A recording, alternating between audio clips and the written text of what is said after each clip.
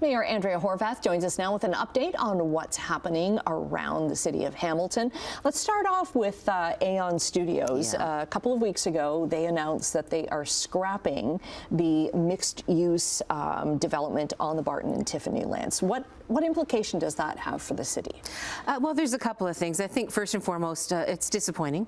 It was a pretty cool vision that was agreed upon. There was a memorandum of understanding between the group, Aeon Group, and the city. But the market has changed completely. The construction market, even the film and television industry is changing, and so it was no longer viable. So there was a mutual agreement to abandon that MOU.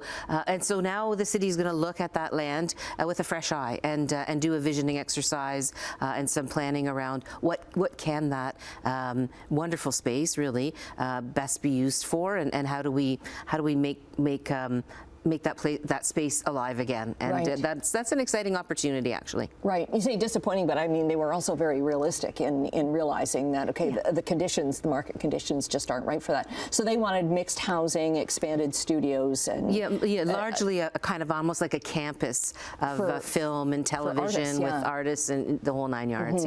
So that area used to be housing at one point, just a few years ago, a kind of thing. So and that's where the temporary shelters are going now, the Barton Tiffany area? Yes. Another thing that we are very anxious to have happen, as I had said early on when this plan became something that I decided as mayor we needed to do, because things are urgent. We're in an emergency situation, and so we really want to get that facility up and running.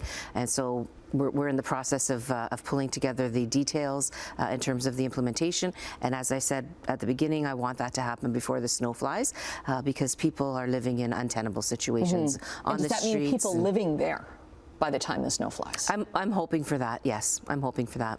And how many shelters are we looking at in that spot? So the idea is for about 60 units, but one of the barriers that people have right now to the shelter system is if they're in couples and partners and things like that. So although 60 units, we are thinking about 80 people can be accommodated. Okay. With the wraparound services, and that's the important thing.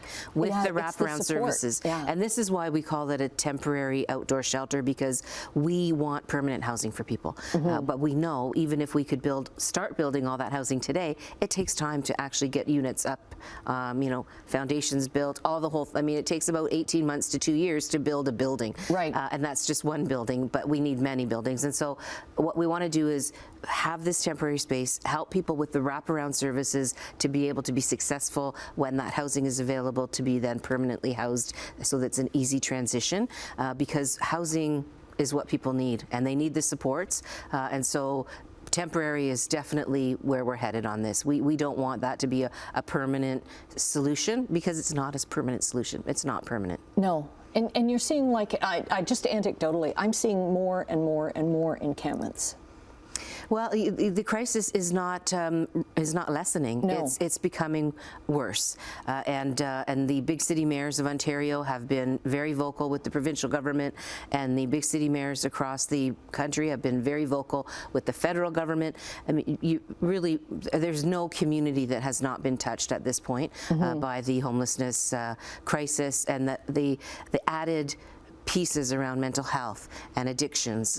It's more than just the housing piece. It's really a threefold situation, not for everyone, but for many people. Right. Rents are still very, very high, nowhere near what wages and or other support payments are, and so it's become untenable. Even seniors, if a senior lives in an apartment and they lose that apartment, they're on a fixed income. There's just no way they can get an apartment in this market. So seeing those situations unfold before our eyes, it's horrifying, and it's inhumane. And so we need to work together, all orders of government, to solve this crisis. And that's why we had that campaign. It's still existing, in fact. If you're interested in getting involved, solvethecrisis.ca. It's a website that we put together to encourage others, not just politicians, but everyone, to get on board to help us put that pressure on. Right. We'll get a link to that again up on our website at chch.com. Thanks very much for coming in. My pleasure, as always. Thank you.